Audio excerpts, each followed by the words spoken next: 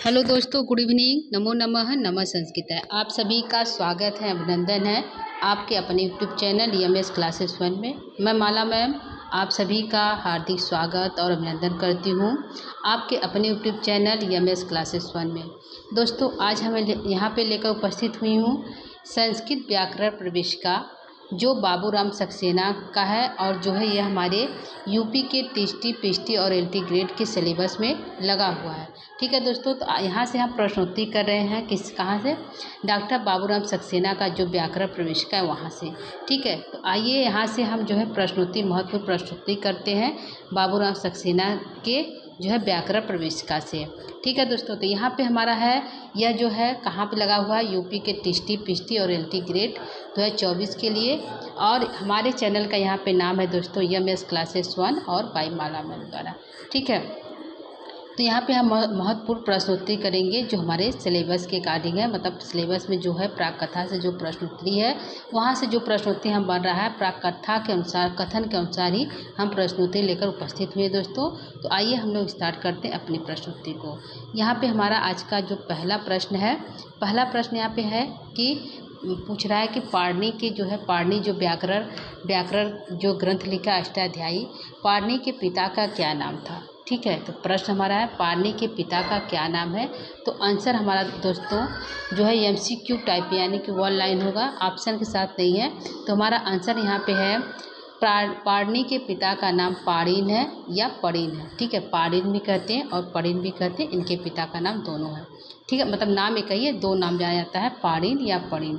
ठीक है, दूसरे प्रश्न की ओर चलते हैं दोस्तों। दूसरा हमारे यहाँ पे प्रश्न है पाणिनि के माता का नाम है। ठीक है, पिता का नाम पाणिन या पणिन है। तो यहाँ पूछा है पाणिनि के माता क्या नाम है? तो दाक्षी है। क्या नाम है दोस्तों? पाणिनि की माता का नाम दाक्षी है। ठीक है, चलते हैं तीसरे प्रश्न की तरफ। तीसरा यहाँ पे प्रश्न है कि वर्ष और उपवर्ष किसके गुरु का नाम है? एक नाम है वर्ष या उपवर्ष। वर्ष को ही वर्ष भी कहा जाता है, उपवर्ष भी कहा जाता है। कहा गया वर्ष उपवर्ष किसके गुरु का नाम है? तो आंसर हमारा है पाणिनि जो है उनके गुरु का नाम वर्ष और उपवर्ष है। ठीक है, तो आंसर हमारा हो गया पाणिनि। ठीक, चौथे प्रश्न की तरफ दोस्तों। चौथा हमारा प्रश्न है, कह रहा है पाणिनि ने कहाँ से शिक्षा प्राप्त की? पाणिनि ने यानी कि किस स्थान से अपनी शिक्षा दीक्षा को प्राप्त किया है? शिक्षा उन्होंने कहाँ से प्राप्त किया है? तो यह प्रश्न है। ठीक है, तो आंसर क्या हमारा होगा? आंसर हमारा है तक्षशिला विश्वविद्यालय से। ठीक है, जो तक्षशिला जो हमारा भारत का प्रथम विश्वविद्यालय तक्षशिला है, वहाँ से पाणिनि जो है शिक्षा दीक्षा ग्रहण की। ठीक है, तो आंसर क्या है? तक्षशिला विश्वविद्यालय से पाणिनि ने शिक्षा ग्रहण। यह वर्तमान में कहाँ पे है दोस्तों? तो यह वर्तमान में पाकिस्तान के रावलपिंडी में। कहाँ पे है? पाकिस्तान के रावलपिंडी में यह हमारा जो है विश्वविद्यालय। कौन सा? तक्षशिला विश्वविद्यालय। तक्षशिला विश्वविद्यालय किसके नाम पे पड़ा है? वहाँ राजा कौन शासन कर रहा था दोस्तों? तो तक्षशिला विश्वविद्यालय जो है भरत के पुत्र, जो रामायण में राम है उनके छोटे भाई भरत है, भरत के पुत्र तक्ष के नाम पे इस विद्यालय का नाम तक्षशिला पड़ा था। ठीक है, किसके नाम पे? तो राम के जो भाई भरत थे छोटे, उनके पुत्र का नाम तक्ष था। तो तक्ष जो है वहाँ पे शासन कर रहे थे, तो उन्हीं के नाम पे जो है उस विश्वविद्यालय का नाम तक्षशिला विश्वविद्यालय पड़ा। ठीक है दोस्तों, तो यह हमारा चौथे का आंसर है तक्षशिला विश्वविद्यालय। आगे चलते हैं पाँचवें प्रश्न की तरफ। पाँचवा प्रश्न यहाँ पे हमारा है कि पांचवा प्रश्न है दोस्तों, पाणिनि का समय क्या माना जाता है? ठीक है, प्रश्न है कि पाणिनि का समय क्या माना जाता है? तो आंसर हमारा है 500 ईसा पूर्व। लगभग जो है, जो हमारा सीधे प्रश्न पूछेगा कि पाणिनि का समय क्या है, तो 500 ईसा पूर्व। यदि किसी का नाम देकर पूछे तो आंसर चेंज होगा दोस्तों। ठीक है, तो यहाँ पे पाणिनि का नाम पूछा है तो 500 ईसा पूर्व। ठीक है, आगे चलते हैं दूसरे प्रश्न की तरफ। दूसरा यहाँ पे हमारा प्रश्न कहता है कि आगे चलते हैं दोस्तों छठे प्रश्न जो है, छठवें प्रश्न की तरफ। छठवां प्रश्न यहाँ पे हमारा कहता है कि डॉक्टर हमारे जो है वासुदेव अग्रवाल। ठीक है, प्रश्न को छोटा कर लेते हैं, थोड़ा बड़ा हो गया दोस्तों। प्रश्न हमारा है कि डॉक्टर वासुदेव अग्रवाल के अनुसार, ठीक है, किसके अनुसार? डॉक्टर वासुदेव अग्रवाल के अनुसार प्रश्न यहाँ पे है, डॉक्टर वासुदेव अग्रवाल के अनुसार पारनी का समय माना जाता है। ठीक है, तो डॉक्टर वासुदेव अग्रवाल के अनुसार पारनी के समय क्या माना जाता है? तो आंसर हमारा है 500 ईसा पूर्व से 400 ईसा पूर्व तक। ठीक है, तो यदि नाम देकर दिया कि पारनी का समय क्या है डॉक्टर वासुदेव अग्रवाल के अनुसार, तो हमारा आंसर है 500 ईसा पूर्व से 400 ईसा पूर्व तक। ठीक है, ऐसे पूछे पारनी का समय क्या है, तो 500 ईसा पूर्व। ठीक है दोस्तों, आगे हम चलते हैं 7वें प्रश्न की तरफ। 7वां प्रश्न है, मैक्स मूलर के अनुसार पारनी का समय क्या है? ठीक है, यहाँ पे पारनी के अनुसार पूछा, यहाँ पे मैक्स मूलर के अनुसार पूछा, तो आंसर क्या होगा? 350 ईसा पूर्व जो है पारनी का समय है मैक्स मूलर के अनुसार। ठीक है दोस्तों, तो ये हमारा 7वें का आंसर हो गया 350 ईसा पूर्व। आगे हम चलते हैं अपने 8वें प्रश्न की तरफ। 8वां हमारा प्रश्न यहाँ पे है, कह रहा है कि पंचतंत्र के अनुसार पारनी की मृत्यु कब हुआ? ठीक है, जो पारनी की मृत्यु कब हुआ है, किसके अनुसार? जो पंचतंत्र है जिसके रचनाकार विष्णु शर्मा है, जो पंचतंत्र की रचना की है, तो कहा गया पंचतंत्र के अनुसार पारनी की मृत्यु कब हुआ है, यानी पारनी कब मरे, तो हमारा आंसर है उसके अनुसार त्रयोदशी को, जो सिंह के द्वारा, यानी त्रयोदशी को पारनी की मृत्यु हुई। किसके द्वारा हुई? एक से कहा जाता है कि एक सिंह ने उनको खा लिया था, यानी उनके आक्रमण कर दिया, जिससे उनकी मृत्यु हो गई। किसकी? पारनी की मृत्यु हो गई। किसके अनुसार? त्रयोदशी को सिंह के द्वारा उनकी मृत्यु हो गई। आंसर हमारा ये होगा। ठीक है, किसके अनुसार? पंचतंत्र के अनुसार। आगे चलते हैं दोस्तों 9वें प्रश्न की तरफ। 9वां हमारा प्रश्न यहाँ पे है कि 9वां प्रश्न हमारा यहाँ पे कह रहा है कि व्याकरण विद्वान लोग, जो व्याकरण करते हैं, व्याकरण बोलते हैं, व्याकरण विद्वान लोग किस तिथि को व्याकरण पढ़ते पढ़ाते नहीं है? ऐसा कौन सा तिथि है जिसमें व्याकरणकर्ता लोग, व्याकरण पढ़ने वाले लोग व्याकरण पढ़ते पढ़ाते नहीं है? तो किस दिन? त्रयोदशी को दिन, जिस दिन पारनी की मृत्यु हुई थी, उस दिन जो है जो व्याकरण पढ़ते पढ़ाते हैं उन्होंने उस दिन शिक्षा जो है पढ़ने पढ़ाने का कार्य जो है बंद कर देते हैं, उस दिन नहीं पढ़ते पढ़ाते हैं। ठीक है, आंसर क्या होगा? त्रयोदशी के दिन। ठीक है, किसके दिन? त्रयोदशी के दिन जो है विद्वान लोग पढ़ने पढ़ाने का कार्य जो है नहीं करते हैं। ठीक है, आगे हम चलते हैं 9वें प्रश्न की तरफ। 9वां प्रश्न हमारे यहाँ पे है दोस्तों। तो 9वां प्रश्न क्या हमारा यहाँ पे है? 9वां प्रश्न है कि पारनी के समय क्या है? पारनी के माता का नाम, ठीक है, क्या है? प्रश्न हमारा है, पारनी के माता का नाम दाक्षी है, यह कहाँ से पता चलता है? ठीक है, हमने ऊपर प्रश्न किया पारनी के माता का नाम क्या है, तो दाक्षी है। ठीक है, तो यहाँ हमारा प्रश्न है कि पारनी के माता का नाम दाक्षी है, यह कहाँ से पता चलता है? ठीक है, तो आंसर हमारा क्या है? आंसर हमारा है पतंजलि के महाभाष्य से यह पता चलता है कि पारनी के माता का नाम दाक्षी था। ठीक है, किसके अनुसार? पतंजलि के महाभाष्य से पता चलता है कि पारनी के माता का नाम दाक्षी था। ठीक है, आंसर हमारा सही है। आगे चलते हैं 11 प्रश्न की तरफ। 11 प्रश्न हमारा कहता है पारनी के समकालीन कौन कौन थे? ठीक है, यानी कि पारनी जब ऋषि थे उसी के समय उनके समकालीन कौन कौन से कवि थे? तो आंसर हमारा है कात्यायन थे, ब्याडी थे और इंद्रदत्त। यह 3 लोग जो थे पारनी के समकालीन थे। ठीक है, यह सारे प्रश्न दोस्तों हमारे जो है बाबूराव सक्सेना का जो है संस्कृत व्याकरण प्रवेशिका है उसके अनुसार चल रहा है। ठीक है, तो उसके अनुसार जो प्रश्न हमारे यहाँ पे है वो उसी को लेकर हम उपस्थित हुए दोस्तों। ठीक है, तो यहाँ पे पूछा है कि पारनी के समकालीन कौन कौन थे, तो उस बुक में जो है कात्यायन, ब्याडी और इंद्रदत्त का नाम जो है पाया जाता है, तो उसी के अनुसार यह आंसर हमारा तीनों सही है। ठीक है, आगे चलते हैं 12वें प्रश्न की तरफ। 12वां प्रश्न यहाँ पे हमारा कहता है पारनी के गुरु उपवर्ष है, यह कहाँ से पता चलता है? ठीक है, यानी कि पारनी के गुरु जो हमारे हैं वर्ष और उपवर्ष है, यह हमें कहाँ से पता चलता है? किस बुक से, यानी कहाँ से प्रमाणित रूप से हमें प्राप्त चलता है इनके गुरु उपवर्ष या उपवर्ष है? ठीक है, तो हमारा आंसर है कथा सहित सागर, जो चतुर्थ तरंग की एक कथा के अनुसार यह पता चलता है कि पारनी के गुरु वर्ष या उपवर्ष है। ठीक है, आंसर हमारा होगा कथा सहित सागर के अनुसार, चतुर्थ तरंग की एक कथा के अनुसार जो ये पता चला कि पारनी के गुरु का नाम वर्ष या उपवर्ष है। ठीक है, आगे हम चलते हैं 13 प्रश्न की तरफ। 13 हमारा प्रश्न यहाँ 13वां प्रश्न यह है कि अष्टाध्यायी के रचनाकार है। ठीक है, अष्टाध्यायी के रचनाकार कौन है? तो आंसर हमारा होगा पारनी। ठीक है, पारनी जो अष्टाध्यायी के रचनाकार है। आगे है 14वां प्रश्न। 14 प्रश्न हमारा है अष्टाध्यायी के में कुल सूत्रों की संख्या कितनी है। ठीक है, अष्टाध्यायी एक हमारा व्याकरण ग्रंथ है, तो उस ग्रंथ में कुल सूत्रों की संख्या कितनी है। जो पाणिनि हमारे हैं, उन्होंने अष्टाध्यायी की रचना की और उसको जो है सूत्रों में विभाजित कर दिया, इसलिए इसको हम सूत्रकार भी कहते हैं। इस रचना को एक नाम सूत्रकार भी है। ठीक है, तो हमारा यहाँ पे है अष्टाध्यायी में कुल सूत्रों की संख्या कितनी है, तो आंसर हमारा है लगभग 4000 है। कितना है, लगभग 4000 कुल सूत्रों की संख्या है। ठीक है, आगे हम चलते हैं 15 प्रश्न की तरफ।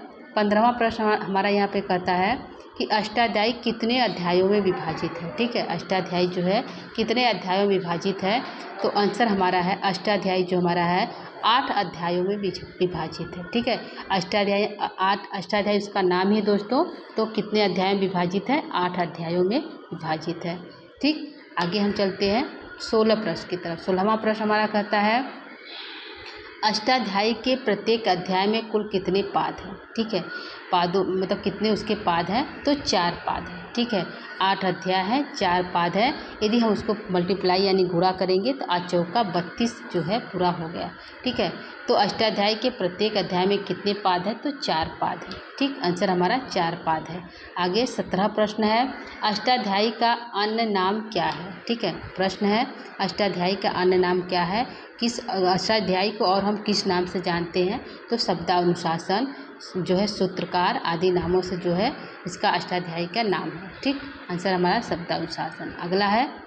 अगला हमारा प्रश्न है 18वां प्रश्न है कि अष्टाध्यायी का प्रथम सूत्र है। ठीक है, अष्टाध्यायी का प्रथम सूत्र क्या है दोस्तों, तो अष्टाध्यायी के प्रथम सूत्र में कुल टोटल कितने सूत्र है अष्टाध्यायी में दोस्तों, तो टोटल जो है 4000 सूत्र है। कितने हैं, टोटल सूत्रों की संख्या अष्टाध्यायी में 4000 है।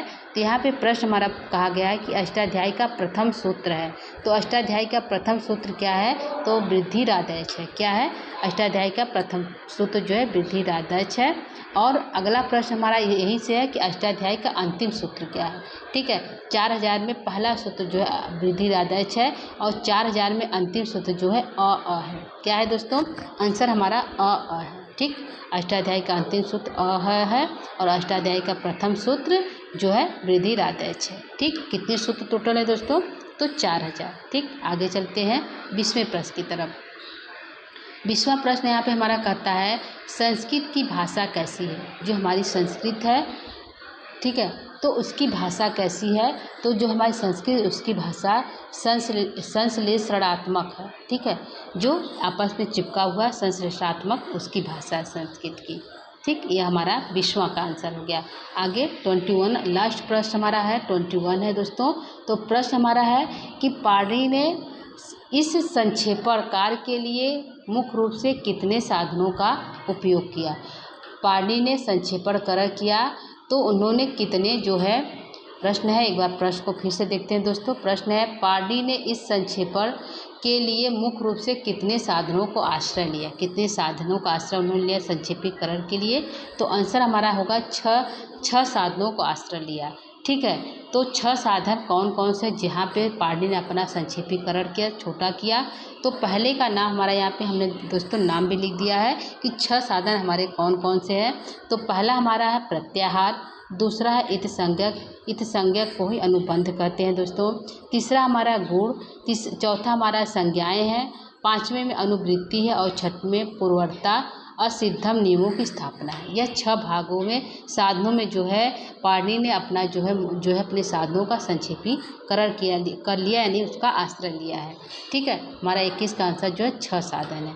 6 साधन कौन कौन से यहाँ पे हमने दोस्तों बता दिया। प्रत्याहार, इत्संज्ञक या अनुबंध, गुण संज्ञा, संज्ञाएं, अनुवृत्ति और पूर्वोत्तर असिद्धम नियमों की स्थापना। आगे चलते हैं दोस्तों, हम आगे कुछ हम और भी लिखे हैं। प्रश्न हमारे नहीं है लेकिन कुछ इससे संबंधित हैं, तो उसको भी हम देख लेते हैं। जैसे यहाँ पे हमने दिया है पाणिनि का सामान्य परिचय। ठीक है, यहाँ पे एक नज़र हम पाणिनि का सामान्य परिचय को देखते हैं कि उनकी माता क्या नाम है, पिता क्या नाम है, गुरु क्या नाम है, कितने सूत्र हैं, उनका जन्म कहाँ पे हुआ, उनकी शिक्षा कहाँ पे हुई, मृत्यु कहाँ पे हुआ, उनके समकालीन कवि कौन कौन से हैं। तो यहाँ पे जो है पहला हमारा यहाँ पे है कि पाणिनि के पिता क्या नाम है, तो पाणिनि। ठीक है, पाणिनि के माता क्या नाम है, दाक्षी। ठीक है, क्या है दोस्तों, दाक्षी है।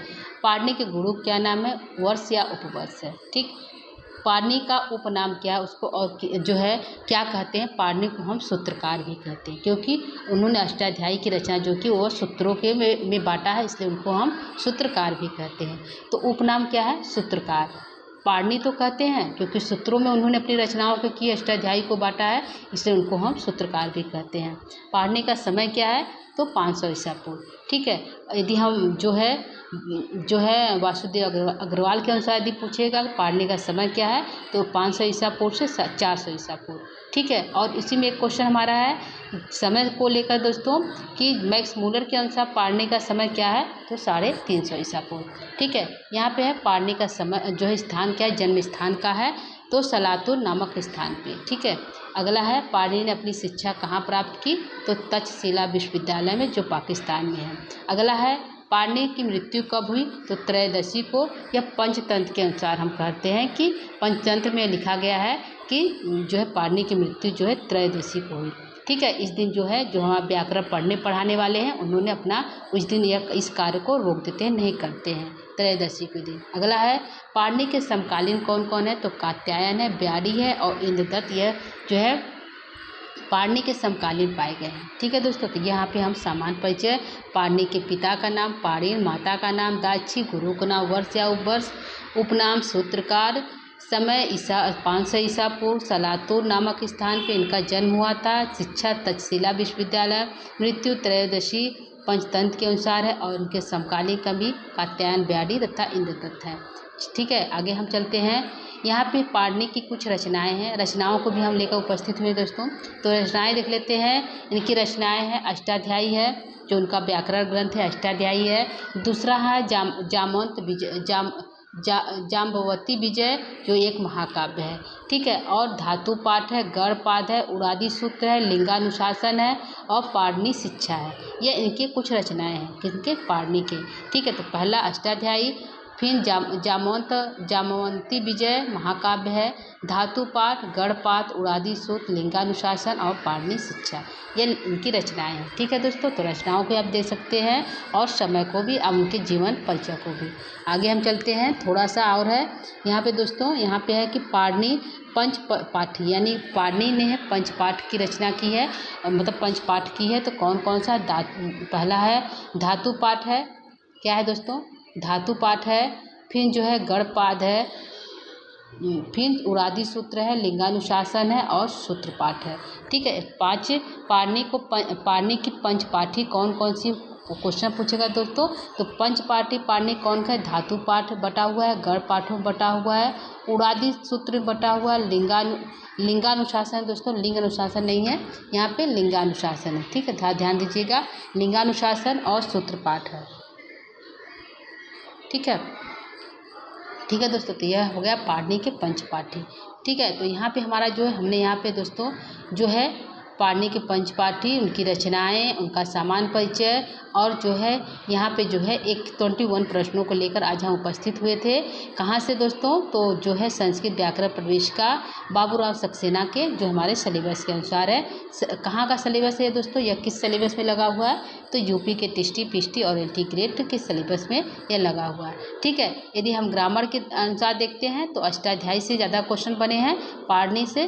तो यह सभी यदि व्याकरण पढ़ने वाले के लिए, सभी के लिए क्वेश्चन जो है इम्पॉर्टेंट है, वो पढ़ सकते हैं। ऐसा नहीं है कि ये यूपी के टीएसटी, पीएसटी में लगा है तो वही पढ़ सकते हैं कोई भी, क्योंकि व्याकरण से प्रश्न उत्तरी है। पाणिनि को सभी लोग को पढ़ना है। माता पिता, सूत्रों की संख्या, कितने सूत्र हैं, कितने अध्याय हैं, कितने पाद हैं, यह सभी के लिए जो है अनिवार्य हो जाता है पढ़ना, क्योंकि यह सारे सिलेबस में पूछे जाते हैं। ठीक है, तो कोई भी इस क्लास को देख सकता है, पढ़ सकता है। ठीक है दोस्तों, तो उम्मीद करती हूँ आपको हमारा आज का क्लास अच्छा लगा होगा। ठीक है, तो आज के लिए इतना ही। कल जो है इसके आगे की ही जो है प्रवेशिका से ही हम प्रश्नोत्तरी लेकर आएंगे, प्राक कथन से ही हमारा जो है प्रश्नोत्तरी चलेगा दोस्तों। आगे इसी प्रकार हम जो है प्रश्नोत्तरी और कुछ इम्पॉर्टेंट चीज़ों को लेकर उपस्थित होंगे। ठीक है दोस्तों, यह हमारा स्वयं का बना हुआ प्रश्नोत्तरी है। हमने स्वयं से इसको जो है टाइप किया, बनाया है और आप लोगों के सामने जो है प्रस्तुत किया है। ठीक है दोस्तों, तो आज के लिए इतना ही। उम्मीद करती हूँ कि आपको क्लास अच्छा लगा होगा। ठीक है दोस्तों, तो नमो नमः, नमः संस्कृताय। धन्यवाद दोस्तों।